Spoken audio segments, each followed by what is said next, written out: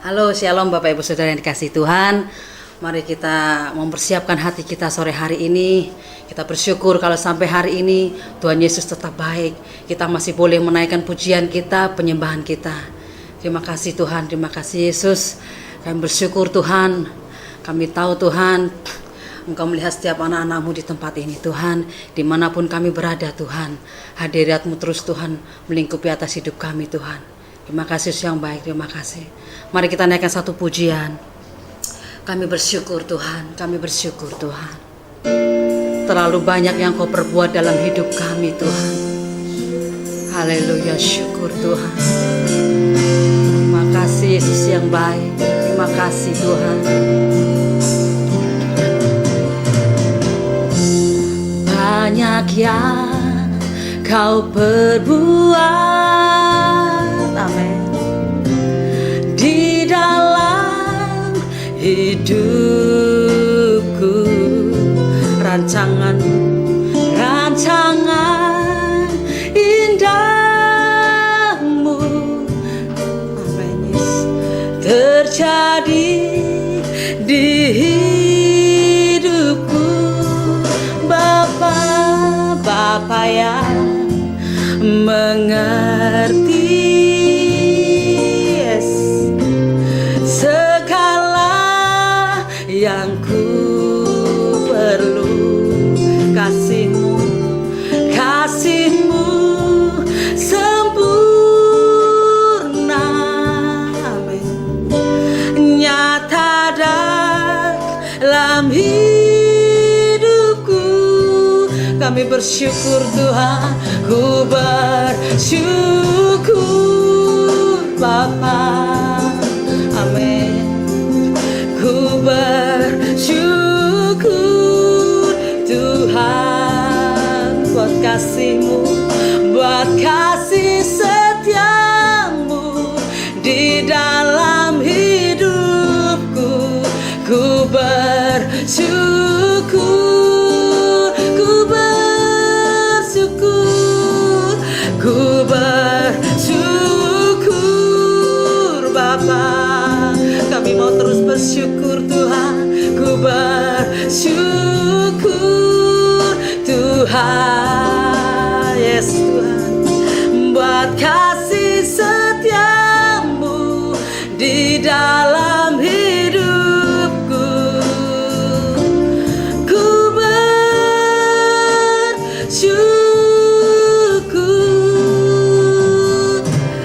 Tuhan.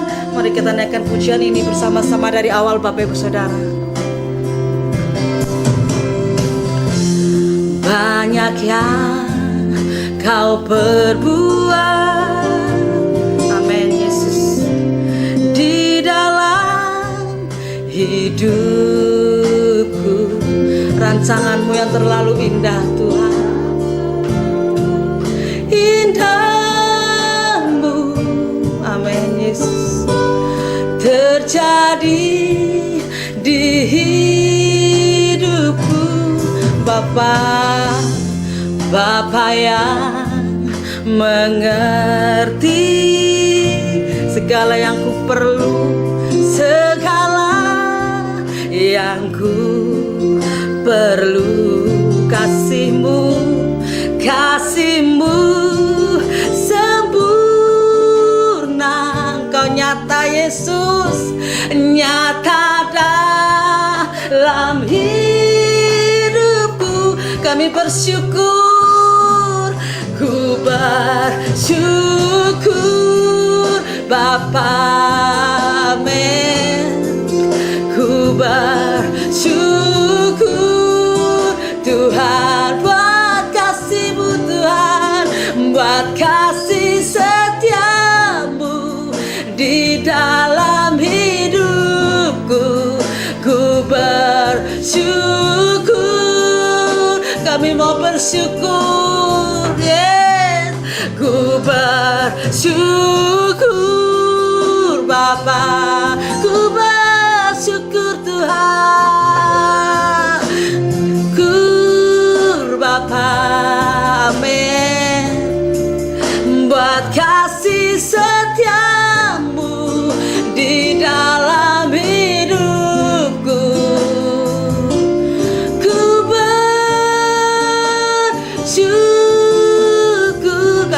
bersyukur. Syukur Bapa, kami mau terus bersyukur Tuhan. Ku bersyukur Tuhan, kasih-Mu terlalu sempurna Tuhan. Buat kasih setiamu di dalam hidupku, ku bersyukur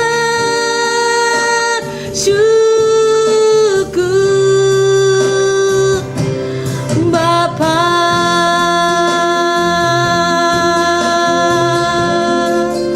Oh, terima kasih buat kasih-Mu Tuhan. Kami mau terus bersyukur Tuhan. Apapun keadaan kami saat ini Yesus, kami bersyukur Tuhan. Engkau terlalu baik Tuhan. Haleluya. Oh, Engkau baik Tuhan. Syukur. Mari Bapak Ibu, naikkan syukur-Mu. Dia Allah yang baik. Dia ada di tempat ini, Dia ada di tempat-Mu Tuhan. Haleluya. Oh, kita masih punya Allah yang baik. Kasih-Nya terlalu sempurna. Oh Yesus, terima kasih Tuhan. Terima kasih Yesus. Terima kasih Bapa yang baik. Tak henti-hentinya kami mengucap syukur Tuhan.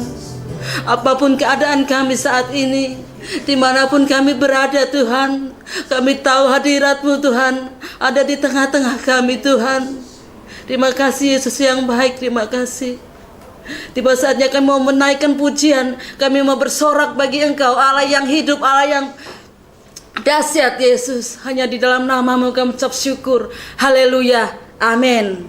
Haleluya. Bapak Ibu Saudara, mari Bapak Ibu Saudara, kita percaya Allah kita Allah yang baik. Kita punya Tuhan yang baik. Mari kita naikkan satu pujian bahwa Allah itu baik. Amin. Haleluya. Mari kita tepuk tangan bersama-sama. Yes, Allah itu baik.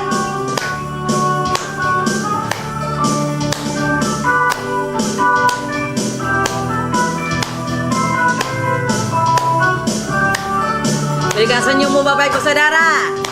Yeay. Allah itu baik, yes, sungguh baik bagiku. Ditunjukkannya kasih setianya. Amin.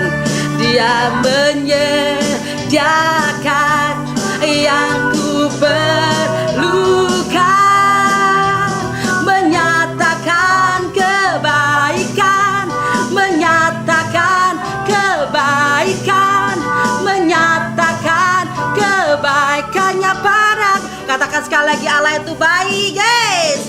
Allah itu baik, sungguh baik bagiku.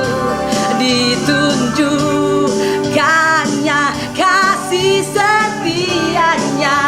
Dia menyediakan yang ku perlukan, menyatakan kebaikan, menyatakan kebaikan. Sekali lagi, menyatakan kebaikannya padaku, kasih setianya, kasih setianya tak pernah berubah, dulu, sekarang, dan selamanya. Amin. Adalah kuasa dalam namanya, Yesusku luar biasa. Sekali lagi katakan, Allah itu baik. Allah itu baik, yes, sungguh baik bagi Kita tunjuk bersama. Ditunjukkannya kasih setianya. Dia menyediakan, dia menyediakan yang ku perlukan.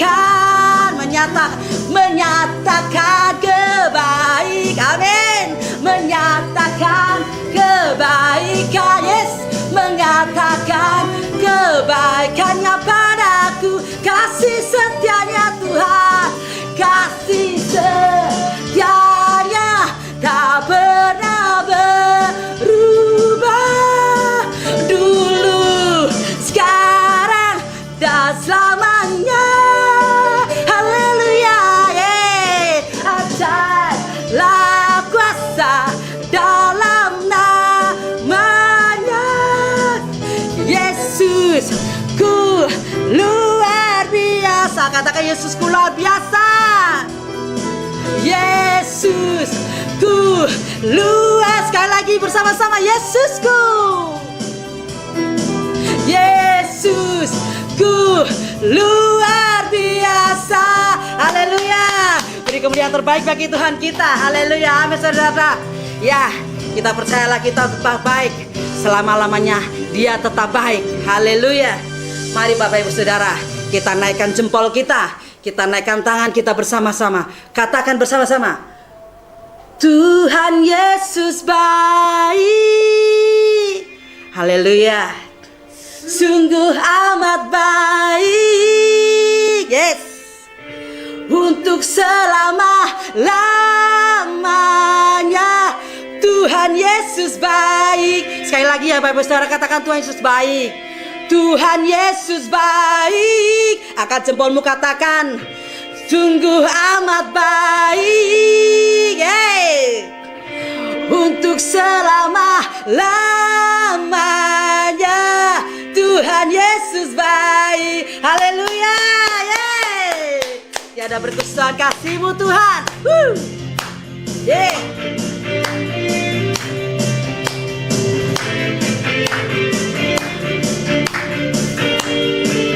Mari semangat Bapak Ibu Saudara, katakan haleluya. Tiada berkesudahan kasih-Mu, kasih setiamu Tuhan. Selalu baru rahmat-Mu bagiku.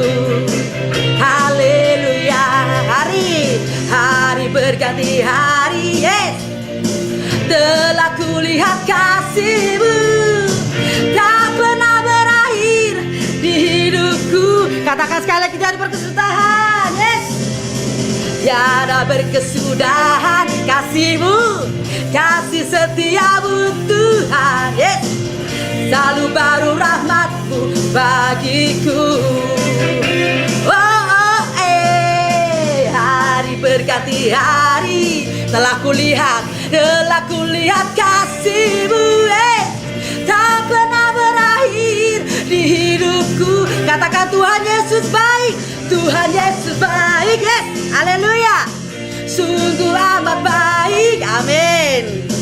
Untuk selama-lamanya. Tuhan Yesus, katakan Tuhan Yesus baik pada kanan kirimu, yes. Tuhan Yesus baik, yes. Sungguh amat baik, haleluya. Untuk selama-lamanya.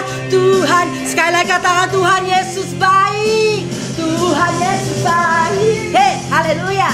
Sungguh amat baik, amin. Untuk selama-lamanya. Tuhan Yesus baik. Untuk selamanya. Untuk selama-lamanya. Sampai selama-lamanya. Tuhan Yesus baik. Haleluya. Haleluya. Terima kasih Tuhan. Ya, kita sudah diberkati oleh pujian. Mungkin kita udah berkeringat. Mungkin lihat kanan kirimu anak, istri, suami. Katakan Pak, keringatnya enak Pak. Haleluya. Mari kita akan masuk dalam kebenaran firman Tuhan. Kita mau siapkan hati kita. Haleluya. Terima kasih Tuhan. Terima kasih Yesus. Haleluya Yesus Tuhan. Sungguh terlalu besar kasih-Mu dalam hidup kami Tuhan. Terlalu besar Tuhan pengorbanan-Mu dalam hidup kami Yesus. Haleluya, syukur Tuhan. Terima kasih Tuhan. Haleluya Yesus Tuhan. Terima kasih Yesus yang baik. Kasih-Mu tak terselami dalam hidup kami Tuhan.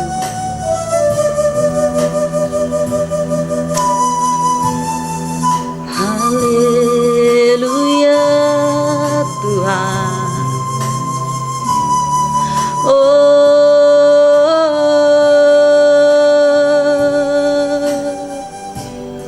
Sungguh besar kasih-Mu Tuhan. Amin Tuhan. Besar pengorbanan-Mu. Terima kasih Tuhan. Haleluya.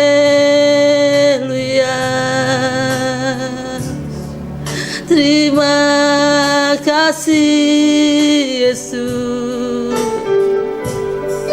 Terima kasih Tuhan. Besar kasih setia-Mu. Kami bersyukur Tuhan. Haleluya, syukur Tuhan. Katakan sungguh besar Bapak Ibu Saudara. Sungguh besar, amin, pengorbanan-Mu bagiku. Terlalu dalam untuk dimengerti. Sungguh besar, sungguh besar. Sungguh indah yang Kau pikirkan tentangku. Tak terselami bagiku.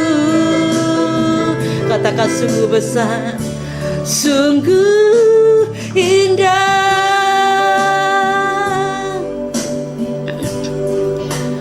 Sungguh besar pengorbanan-Mu bagiku. Terlalu dalam untuk dimengerti. Sungguh besar,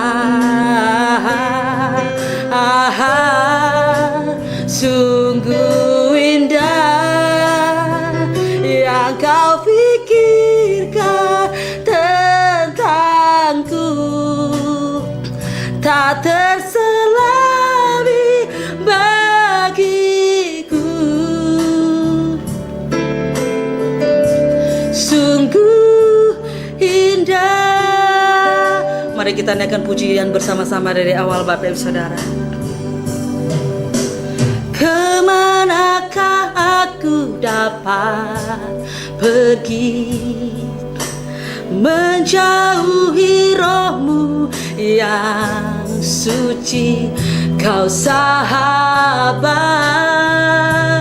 Engkau dekat Tuhan, dan Kau dekat.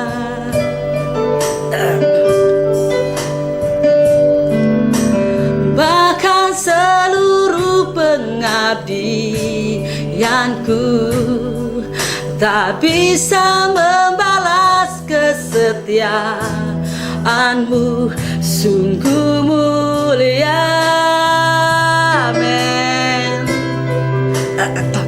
dan berharga. Katakan sungguh besar, sungguh besar, yes, pengorbanan-Mu bagiku. Amin Tuhan. Terlalu dalam untuk dimengerti. Sungguh besar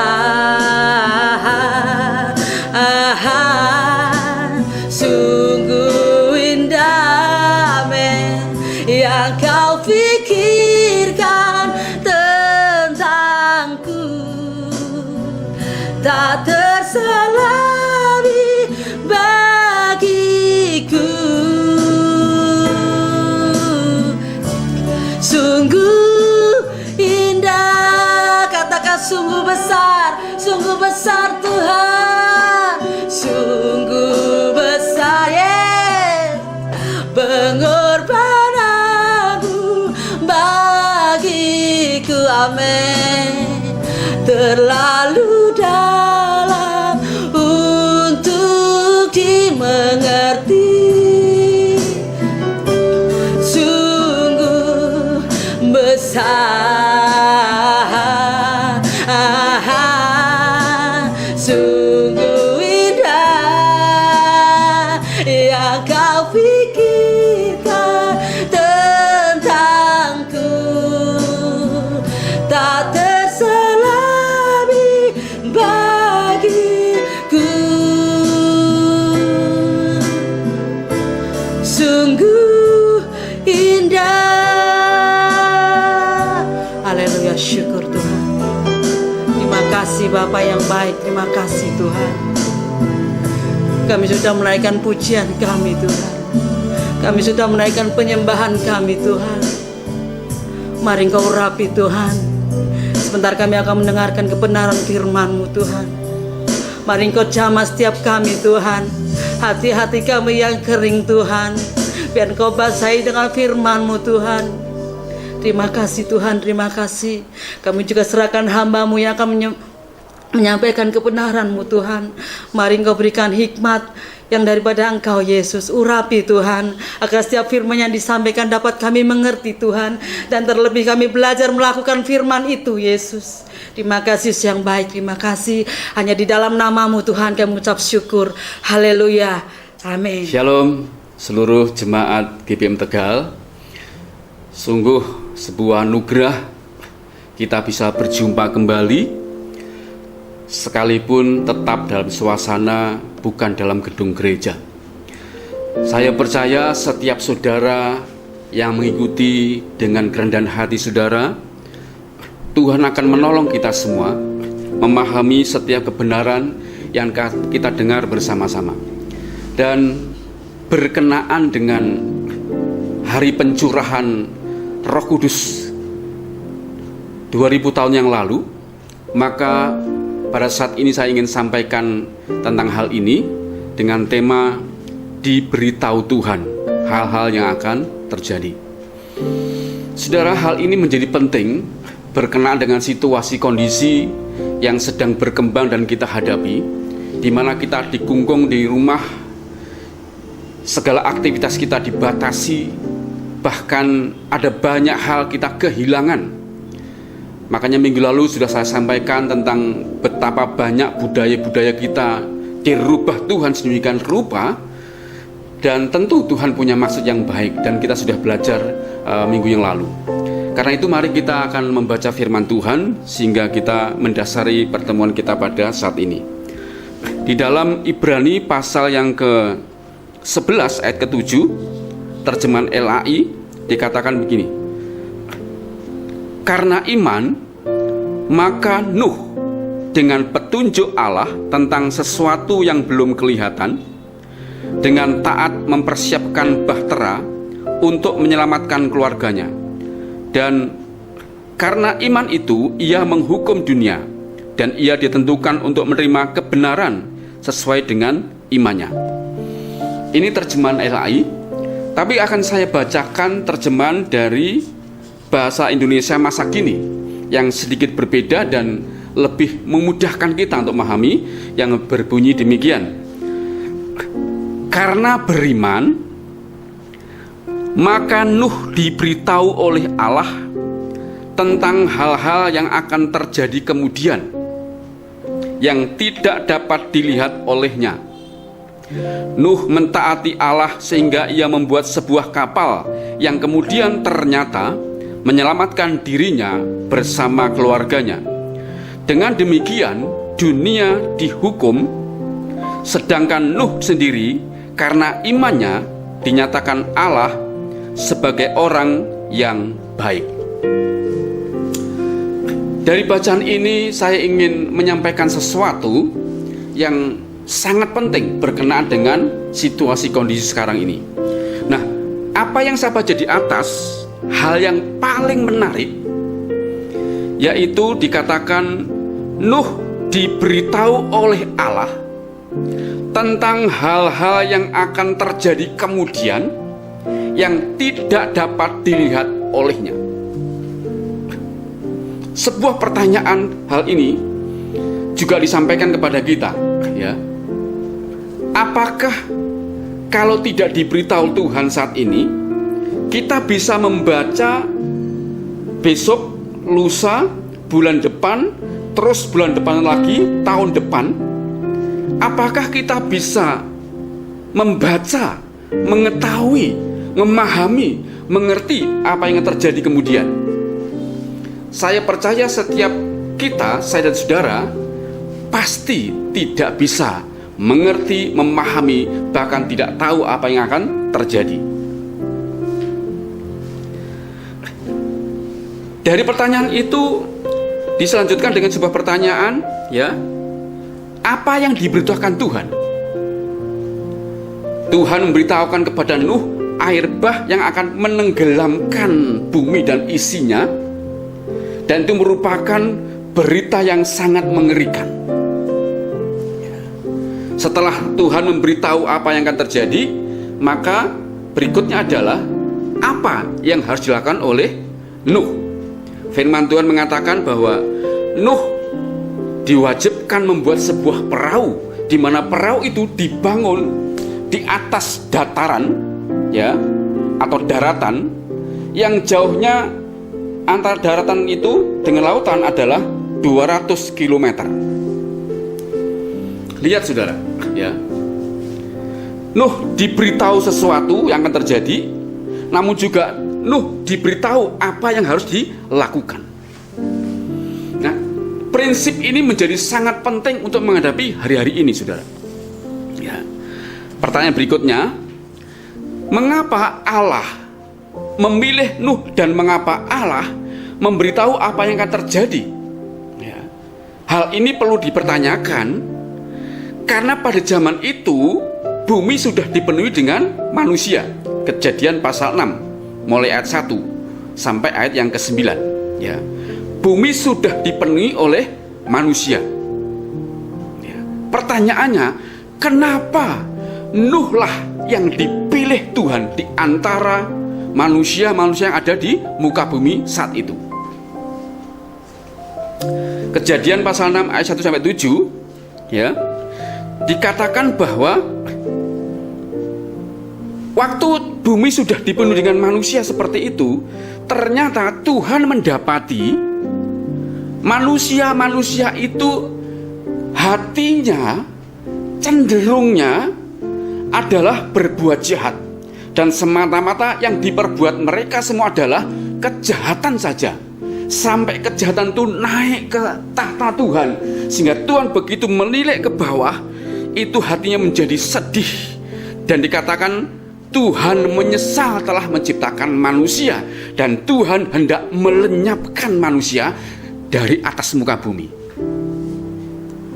Maka menjadi menarik karena di antara manusia-manusia yang bejat dan jahat itu, ternyata ayat 8 dikatakan, tetapi Nuh mendapat kasih karunia di mata Tuhan.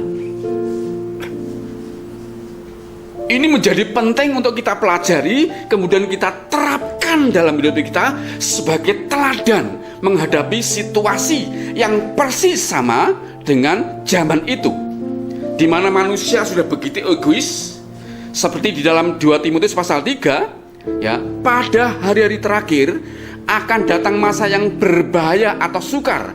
Lalu ayat 2 dikatakan manusia akan mencintai dirinya sendiri, artinya hanya nuruti hawa nafsunya sendiri.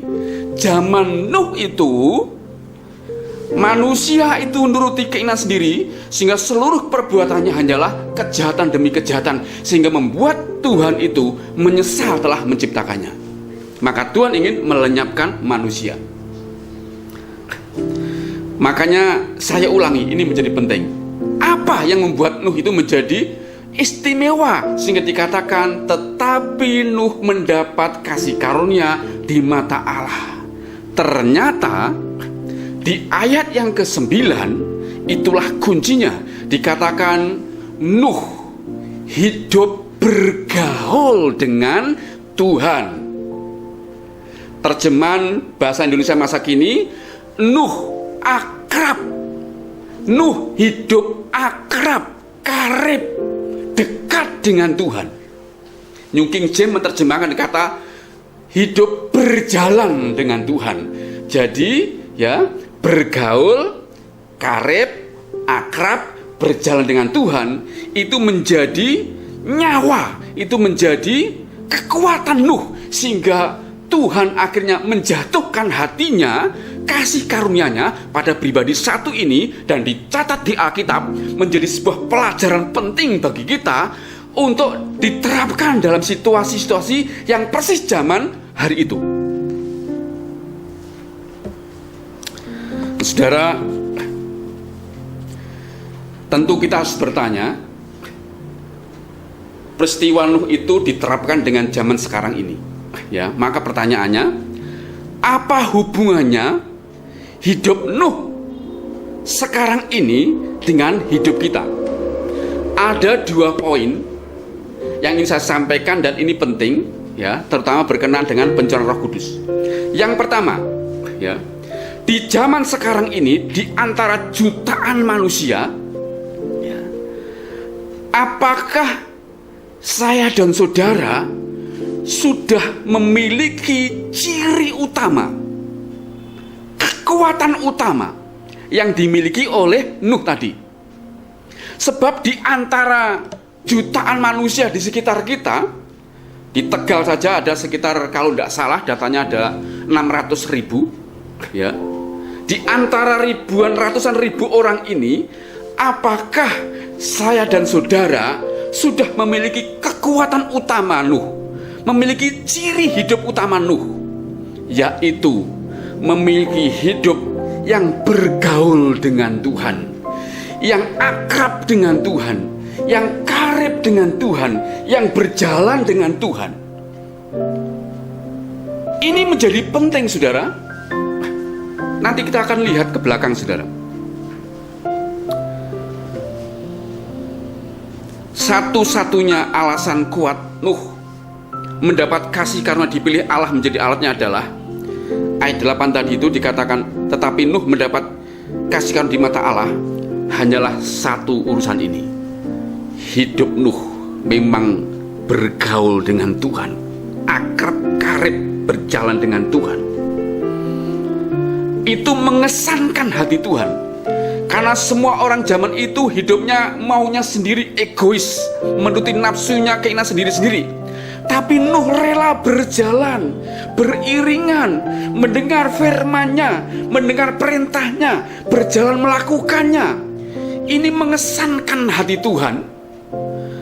Demikian juga hari ini, di tengah-tengah kemunafikan, di tengah-tengah zaman yang fasik, di tengah-tengah banyak intik dan trik, di banyak masalah politik, masalah ekonomi, dunia sedang goncang oleh COVID-19 ini. Apakah saya dan saudara memilih menjadi pribadi yang karib dengan Tuhan, akrab dengan Tuhan, dekat dengan Tuhan? Kalau ini sampai ada, itu akan mengesankan hati Bapa di surga, sampai Dia menjatuhkan kasih karunia-Nya menyertai kita. Ini sangat penting, saudara. Kenapa? Di dalam Mazmur 27 ayat 8, ini sebuah firman yang mengungkapkan bahwa ketika Tuhan menciptakan manusia di Taman Eden, manusia itu jatuh dalam dosa. Lalu manusia diusir dari Taman Eden dan tidak boleh masuk lagi, ya. Disitulah Allah kehilangan fellowship, Allah kehilangan persekutuan, Allah kehilangan keakraban, kekariban dengan kekasihnya, yaitu manusia. Makanya firman yang mau saya baca ini di dalam Mazmur 27 ayat yang ke-8 dikatakan begini, hatiku mengikuti firman-Mu. Jadi Daud yang nulis ini, hati Daud mengikuti perintah firman Tuhan. Apa perintahnya? carilah wajahku, maka wajahmu ku cari, ya Tuhan. Jadi firman atau perintah Tuhan ngomong begini, carilah wajahku. Ada sebuah pertanyaan, saudara, ya. Kenapa sampai firman Tuhan ngomong begini, carilah wajahku? Itu Tuhan yang ngomong, carilah wajahku. Itu ditujukan kepada semua manusia. Daud itu nangkep, memahami itu, lalu dia berkata, maka ku cari wajahmu, ya Tuhan. Karena Daud adalah salah satu pribadi yang dikenan Tuhan juga, karena Daud memutuskan untuk hanya dekat Allah saja aku tenang. Daripadanya lah keselamatanku, hanya dekat Allah saja aku tenang, dialah perlindunganku. Daud memutuskan dekat karib dengan Tuhan. Kenapa? Daud mengerti bahwa kesukaan Tuhan adalah wajahnya dicari. Artinya Tuhan itu senang kalau dicari, diajak berbicara, diajak fellowship. Itulah kesukaan Tuhan. Makanya kalau saat ini zaman akhir, bagian akhir, di antara banyak kejahatan terjadi, banyak kelaparan terjadi, goncang-goncang sedang terjadi, terutama karena COVID-19 ini, adakah Tuhan mendapati pribadi-pribadi umatnya itu memiliki ciri kuat seperti yang Nuh miliki, hati yang akrab dengan Tuhan, hidup yang dekat dengan Tuhan, yang karib dengan Tuhan, yang berjalan dengan Tuhan? Kalau sampai ada, maka saya yakin Tuhan terkesan, berkesan, Tuhan senang, dan disitulah Tuhan akan menjatuhkan kasih karunia-Nya. Tuhan menyertai, dan saudara akan terkejut berkatnya nanti ketika kita dekat dengan Tuhan seperti Ayub dan seperti Nuh dan Daud. Nah, saudara, tentu kita perlu bertanya, karena bagi saya pribadi ini zaman aneh, saudara. Ini zaman aneh, ya. Kenapa? Orang Kristen itu sesungguhnya adalah orang yang paling berbahagia. Kristen itu sesungguhnya orang yang paling berbahagia, orang yang paling beruntung. Kenapa, saudara? Karena di dalam kekristenan itu ada dua hal yang dimiliki, ya. Yang pertama, orang Kristen itu sudah dijamin hidupnya mendapatkan hidup kekal karena percaya kepada Yesus Kristus. Yang kedua, ya, orang Kristen itu harusnya berbahagia. Kenapa?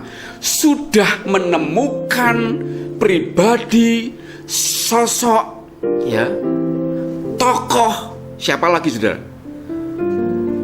yang benar-benar pribadi yang hidup, tidak bisu, tidak tuli, bisa mendengar, bisa melihat kita, bisa diajak berbicara. Artinya kita sebagai orang Kristen itu benar-benar beruntung karena bisa bertemu dengan Allah yang real, Allah yang nyata, Allah yang hidup, Allah yang sungguh-sungguh bisa respon dengan apa hidup kita. Apapun hidup kita direspon Dia, karena Dia adalah Allah yang hidup. Bayangkan, saudara, begitu banyak orang tidak memiliki persekutuan yang real dengan Tuhan, ya.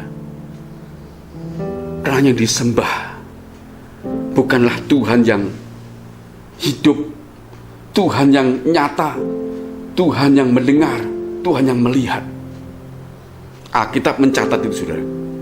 Tapi Tuhan kita Yesus Kristus itu nyata, Dia hidup, Dia ada, Dia menyertai kita. Betapa berbahagianya kita. Harusnya kita beruntung dan paling beruntung di antara seluruh umat manusia di dunia ini. Harusnya demikian, saudara. Maka saya merasa aneh. Sekali lagi saya merasa aneh, banyak orang Kristen menjadi Kristen tanpa hubungan dengan Tuhan. Kekristenan hanya diwarnai yang namanya adalah sebuah kewajiban agama. Makanya masih banyak orang Kristen itu beragama Kristen. bukan sebagai pribadi Kristen yang sungguh-sungguh mengalami penebusan Yesus Kristus, mengalami pemulihan hubungan dengan Tuhan, tapi masih bernuansa agama Kristen. Makanya masih banyak orang-orang Kristen yang punya kewajiban dan senang menjalankan kewajibannya, yaitu kewajiban ibadah tiap minggu, kewajiban berdoa tiap hari, kewajiban memberi persembahan, kewajiban melayani, kewajiban merayakan hari raya Natal dan Paskah, dan kewajiban-kewajiban Kristen lainnya. Itu semua adalah kewajiban yang bernuansa agama, liturgis.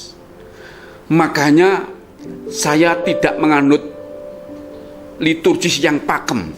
Ibadah itu harus komplit, ya, musiknya harus di dalam gedung yang megah, sound system yang harus megah, ya. Itu boleh, itu bagus, itu boleh lah pokoknya. Tapi jangan sampai terikat itu. Sebab kalau tidak ada itu rasanya nggak nyaman, rasanya kok tidak fair, rasanya kok tidak afdol, maka kita sudah terikat dengan nuansa agama. Ingat, Yohanes pasal 4 ayat 23 berkata, Allah itu adalah roh. Barang siapa menyembah dia harus menyembah dia dalam roh. Artinya Allah itu omnipresent. Allah itu maha hadir di mana saja. Tidak perlu kita berpakaian yang indah dan bagus, harus membersihkan diri. Tapi dimanapun kita berada, karena Allah itu omnipresent, Allah itu sudah mengirimkan rohnya dalam hidup kita. Berarti dimanapun, dalam situasi apapun, dalam kondisi apapun, kita sedang bersama dengan Allah yang hidup. Kalau kita bisa ngerti hal ini, ibadah tidak hanya dalam gedung gereja, tapi di mana saja, dalam seluruh nuansa hidup kita, itulah yang namanya kita menyembah Allah dalam roh dan kebenaran, tidak terikat kewajiban agamawi. Makanya yang pertama ini, saudara, apa hubungannya Nuh dengan zaman sekarang? Jika kita memutuskan untuk hidup dekat, akrab, karib, bergaul dan berjalan dengan Tuhan, maka ini sebuah ciri hidup kita berbeda dengan keyakinan yang lain. Hidup kita berbeda, saudara. Allah akan menjatuhkan kasih karunia-Nya, akan menyertai kita seperti Tuhan menyertai Nuh. Tuhan akan menyertai kita. Itu yang pertama, yang penting, saudara. Mari kita pilih menjadi pribadi Kristen. Kita beruntung dan bersyukur memiliki Allah yang hidup. Maka kita harus menjalin hubungan dengan Tuhan lebih dari apapun. Karena Kristen itu dimulai ketika Yesus turun dari surga menjadi manusia. Lalu dia sebagai manusia taat sampai mati di kayu salib, menebus dosa seluruh manusia. Dan ketika dia mati dia itu membuat tirai bait Allah itu terbelah menjadi dua. Itu tirai yang memisahkan antara ruang kudus dan maha kudus, itu dipisahkan, dirobek menjadi dua. Artinya sejak kematian Kristus, maka hubungan antara manusia, umat Tuhan dengan Tuhan itu tidak lagi liturgis, diatur berdasarkan tata upacara agama, tapi didasarkan karena Yesus sudah mati di kayu salib, sehingga seluruh namanya ornamen, namanya peraturan itu dihapuskan. Maka hubungan antara umat Tuhan dengan Tuhan itu begitu langsung, itu begitu bebas, itu langsung terhubung dengan surga. Begitu dia mati, terbelah tirai Allah itu, hubungan dengan Tuhan dan manusia langsung terkonek, langsung terhubung. Tidak ada lagi yang namanya peraturan agama ini itu seperti zaman perjanjian lama. Makanya Kristen itu sesungguhnya adalah jalan keselamatan. Kristen itu adalah hubungan dengan pribadi Tuhan. Kalau tidak ada ini, itu bukan Kristen, itu agama Kristen. Itu yang pertama, saudara. Kita bersyukur menjadi orang Kristen, kalau kita ini bisa mengerti hal ini, memiliki hubungan yang karib, dekat, berjalan, bergaul dengan Tuhan seperti Nuh lakukan, Tuhan menjatuhkan kasih karunia-Nya. Lalu pertanyaannya, ya, apa yang harus kita peroleh ketika kita memutuskan hubungan yang dekat dengan Nuh seperti itu? Untuk menjawab ini, maka kita masuk poin yang kedua, ya. Ketika kita sudah memutuskan di momen pertama menjadi pribadi yang menjalin hubungan dengan Tuhan, karib, akrab, dan berjalan dengan Tuhan, maka Tuhan akan berkenan. Perhatikan, yang kedua, Tuhan akan berkenan memberitahukan hal-hal yang akan terjadi yang tidak kita ketahui. Ketika Nuh memutuskan hidup bergaul dengan Tuhan, Tuhan tidak membiarkan Nuh itu tidak tahu menahu apa yang akan terjadi, tapi Tuhan beritahu, sekaligus Tuhan kasih tahu apa yang harus dilakukan.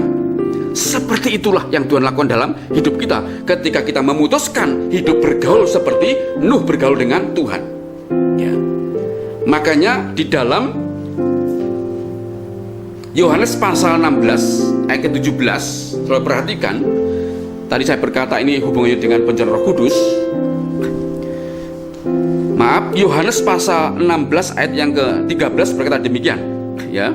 Ini saya langsung baca di dalam terjemahan bahasa Indonesia masa kini, ya. Hampir sama dengan LAI, tapi sedikit berbeda pembahasaannya. Tetapi kalau Roh itu datang, Roh Kudus dicurahkan, yaitu Dia yang menyatakan kebenaran tentang Allah, kalian akan dibimbingnya untuk mengenal seluruh kebenaran, ya. Jadi kalau Roh Kudus datang, kita akan dibimbing untuk mengenal seluruh kebenaran, ya. Lanjutnya, Ia tidak akan berbicara dari dirinya sendiri, tetapi akan mengatakan apa yang sudah didengarnya dari Yesus. Dan Ia, Roh Kudus, akan ini lihat, perhatikan saudara kuncinya. Dan Ia atau Roh Kudus akan memberitahukan kepadamu apa yang akan terjadi di kemudian hari. Saya ulangi bagian terakhir, saudara. Dan Ia atau Roh Kudus akan memberitahukan kepadamu apa yang akan terjadi di kemudian hari. Wow, ini sebuah anugerah, saudara, ya. Bayangkan, dan Ia akan memberitahukan apa yang akan terjadi di kemudian hari. Murid-murid Yesus sebelum mendapat pencurahan Roh Kudus itu blank, kosong. Kenapa? Yesus sudah naik ke surga, ya. Tidak ada yang menyertai. Tapi begitu Roh Kudus dicurahkan, janji Tuhan, Ia, Roh Kudus, akan memberitahukan, ya, apa yang akan terjadi di kemudian hari. Ini bentuk penyertaan Roh Kudus yang luar biasa. Ini pun, nih perhatikan saudara, juga diberikan kepada saya dan saudara sebagai jemaat Tuhan. Diberikan, saudara. Kalau sampean sedoyo, saudara semuanya tidak mendapatkan berkat yang satu ini, ada yang salah, saudara. Salahnya di mana? Bagian poin yang pertama, saudara tidak memutuskan untuk hidup bergaul dengan Tuhan. Tapi kalau saudara memutuskan hidup bergaul dengan Tuhan, akrab, karib, berjalan dengan Tuhan, maka ini menjadi berkat buat saudara. Roh Kudus akan menunjukkan, memberitahukan hal-hal yang terjadi di kemudian hari, tahun-tahun ke depan. Tuhan akan bimbing kita untuk mengerti, memahami. Sedikit kesaksian, saudara. Ini perkara kecil, bukan besar. Saya bersaksi buat saudara.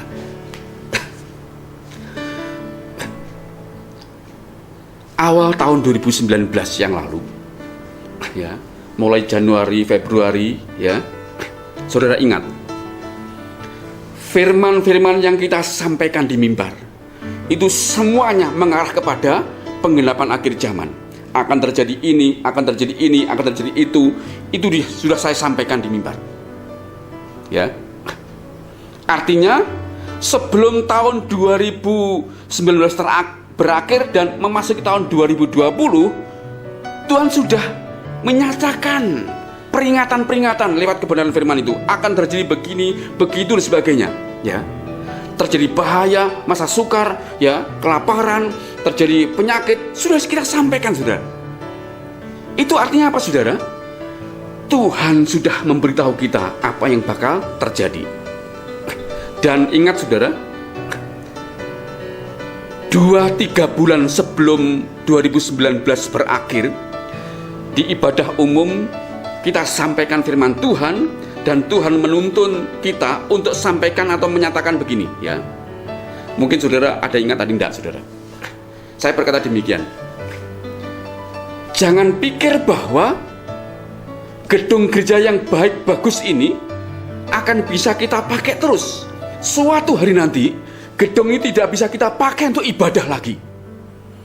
Dan itu 2-3 kali saya sampaikan dalam ibadah. Sampai suatu hari istri saya bertanya, "Pak, kok Papa berani menyampaikan bahwa gedung tidak bisa dipakai untuk ibadah?" Saya tersenyum, saudara. Karena keberanian ngomong itu bukan karena dorongan dari keinginan saya, tapi bimbingan Roh Kudus untuk sampaikan. Ya. Kemudian di akhir tahun 2019 saya mencanangkan ada satu program namanya GBM Hijau. Memasuki tahun 2020, ternyata apa yang meledak di Wuhan, Cina sana itu mulai ramai, mulai menjalar seluruh dunia, termasuk Indonesia, sampai akhirnya ada sebuah larangan dari pemerintah, tidak boleh berkumpul, harus menjaga jarak, ya, tidak boleh kumpul-kumpul dalam jumlah besar, termasuk dalam rumah-rumah ibadah. Akhirnya gedung-gedung gereja itu kosong,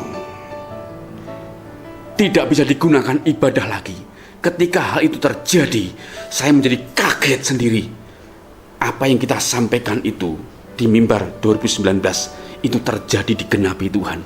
Artinya keakraban kita dengan Tuhan itu, pergaulan kita dengan Tuhan itu, kekaripan kita dengan Tuhan itu, pergaulan kita dengan Tuhan itu melahirkan pemberitahuan. Kejadian-kejadian akan terjadi jauh ke depan. Tuhan akan beritahu sekaligus apa yang bisa kita lakukan. Begitu gedung tidak bisa digunakan untuk ibadah, orang Jawa bilang, saya dengar-dengar, saudara, betapa Tuhan sudah beritahu, ya. Dan saya pun waktu mulai membuat program namanya GBM Hijau, mulai belajar menanam buah, belajar menanam sayur sebagainya. Mungkin itu dinilai sebagai tindakan kecil, mungkin iseng, mungkin ngisi waktu sebagainya. Tapi enggak, saudara. Secara roh saya nangkap itu merupakan pelatihan kecil bahwa suatu hari nanti kita susah mendapatkan makanan, kita susah mendapatkan sayur. Makanya ada seorang hamba Tuhan, ya, yang membuat sebuah program namanya SMS, Sehat, Mandiri, dan Sejahtera. Itu melatih hamba-hamba Tuhan, melatih gereja untuk belajar bercocok tanam, belajar bertani, belajar menghasilkan sendiri. Kenapa? Dia berkata akan ada masa sukar di mana orang tidak bisa membeli kalau tidak memiliki tanda. Ya.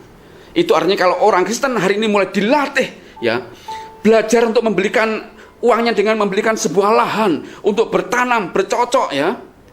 Itu sedang Tuhan persiapkan suatu hari nanti, one day, kita tidak bisa membeli kalau kita tidak bisa menghasilkan sendiri.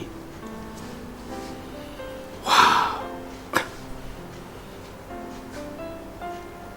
Ini luar biasa, saudara. Saya ingin bacakan beberapa hal yang akan terjadi, yang saya coba ringkas. Itu juga saya hasil juga mendengarkan dari seorang mantan dokter yang terkenal di Singapura, lalu menyerahkan hidup menjadi seorang pendeta, dan dia hari ini juga menjadi seorang pembicara seminar PIC, ya, Pastor International Conference, ya. Nah, sering mengadakan konferensi di Indonesia. Nah, salah satu saya dengar itu membuat saya kaget, saudara. Dia berkata begini, COVID-19, virus corona ini, dia berkata banyak orang, banyak dokter tidak berani berkata belak-belakan. Tapi dia berkata gini, saya pun sungguh tidak suka memberikan kabar buruk, bad news. Saya nggak suka, itu bukan saya. Tapi ini perlu saya sampaikan untuk menjadi sebuah perhatian, tidak hanya buat pendeta, tapi juga buat orang Kristen. Saya sampaikan bahwa virus ini, virus yang super, sangat cepat menular. Sangat cepat menular, ya. Banyak berita itu ditutupi, dikurangi, kurang diekspos dari virus yang ini yang sesungguhnya kekuatannya. Tapi dia berkata ini virus yang begitu cepat menular, ya. Dan ini tidak bisa diatasi dalam waktu cepat. Bahkan vaksin itu, dia berkata, nggak bisa ditemukan dalam waktu yang cepat. Itu paling cepat bisa 2 tahun. Itu artinya dalam masa 2 tahun ke depan itu akan terjadi beberapa hal, ya. Yang pertama, pendeta kehilangan mimbarnya.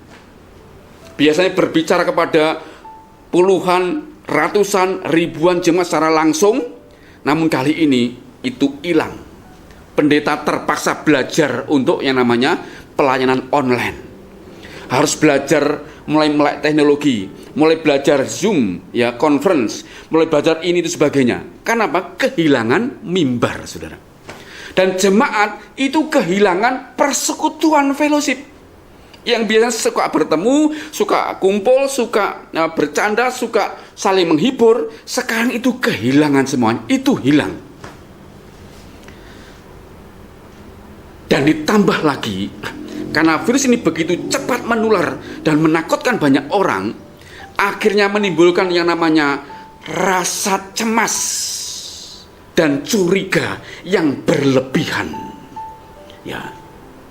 Kenapa, saudara? Karena orang yang terkena virus ini itu 80% itu tidak terdeteksi gejala yang bisa dipastikan ini COVID-19. Karena gejalanya seperti penyakit biasa, flu. Seperti pilek, batuk, tenggorokan sedikit, sakit, sebagainya. Jadi, karena 80% itu hampir tanpa gejala, sehingga orang itu menjadi cemas, paranoid, gampang curiga, sehingga akan menjadi orang yang tidak suka bergaul dengan orang lain, ya. Sehingga menjadi penyakit sosial ini, saudara. Itu akan terjadi. Dan itu akan diimbangi dengan yang namanya goncangan-goncangan ekonomi. Para pengusaha mulai pusing, ya, karena usahanya tidak berjalan dengan baik, mulai merumahkan karyawan, mulai mem-PHK karyawan, mulai mengurangi produksi, mulai ini itu sebagainya. Itu membuat ekonomi ikut tergoncang karena banyak pengusaha akhirnya gulung tikar. Para karyawan juga pusing karena kehilangan pekerjaan. Kelaparan mulai merajalela. Seiring dengan itu semuanya, ini perhatikan dampaknya, maka akan terjadi atau diimbangi, diiringi dengan meningkatnya angka kejahatan di masyarakat. Masyarakat karena lapar, maka otaknya, rasionya tidak berjalan dengan sehat.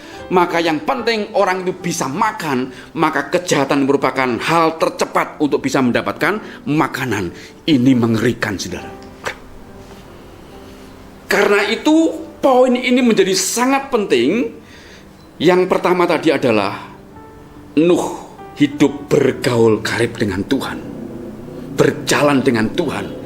Itu mendatangkan kasih karunia Tuhan dalam hidup dia. Nuh akhirnya diberitahu apa yang akan terjadi ke depan, dan sekaligus diberitahu apa yang dilakukan ke depan.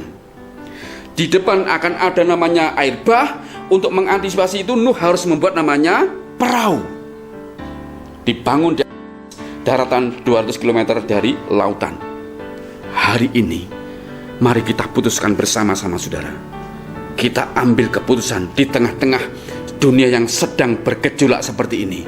Kita ambil keputusan bersama. Mari hidup seperti Nuh. Hidup bergaul karib dengan Tuhan. Putuskan Tuhan menjadi pribadi yang paling penting dan paling berharga untuk kita cari wajahnya setiap hari, sehingga Tuhan berkenan menjatuhkan kasih karunia kepada kita.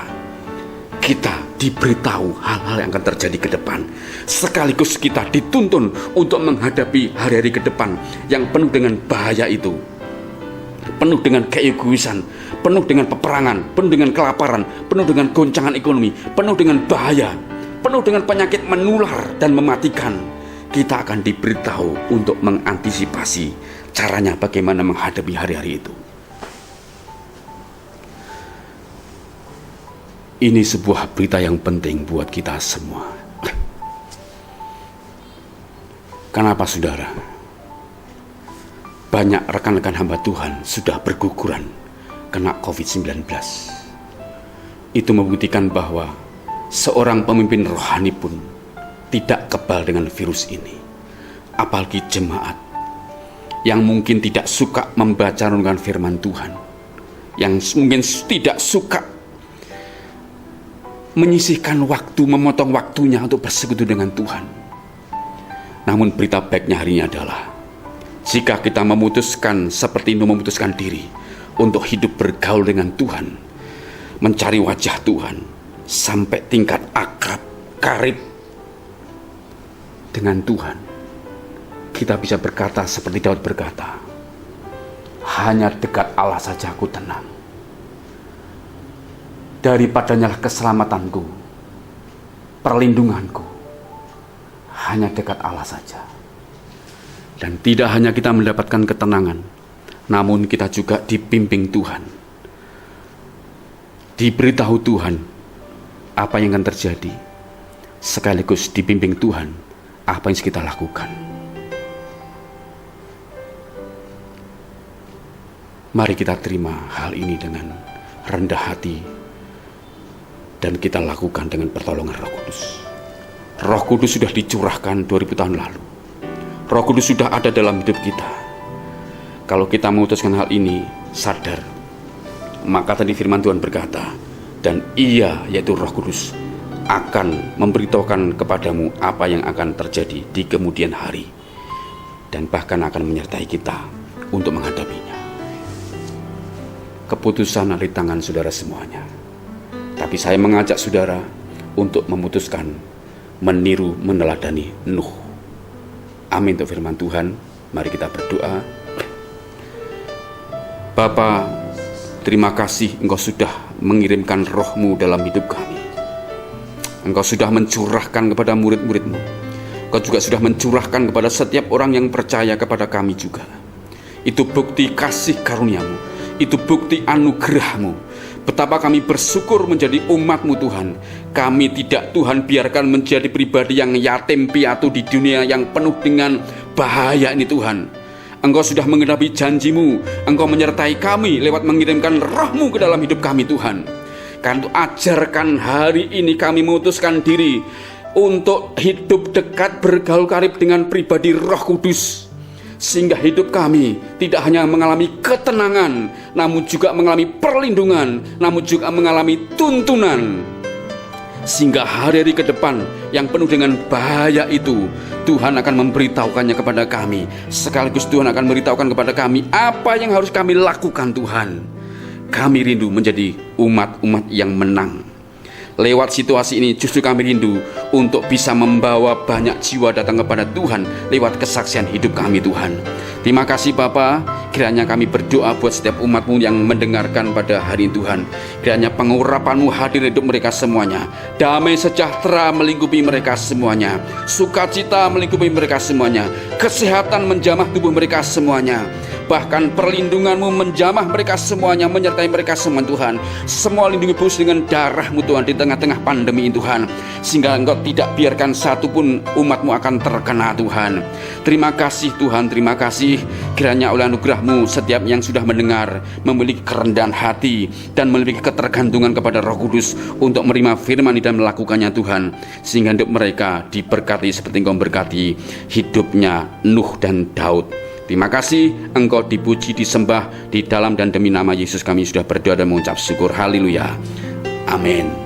Kiranya saudara semuanya selalu mendapat kasih karunia Tuhan, dan kita akan bertemu dalam minggu depan menyambut perjamuan kudus juga. Tuhan berkati dan shalom.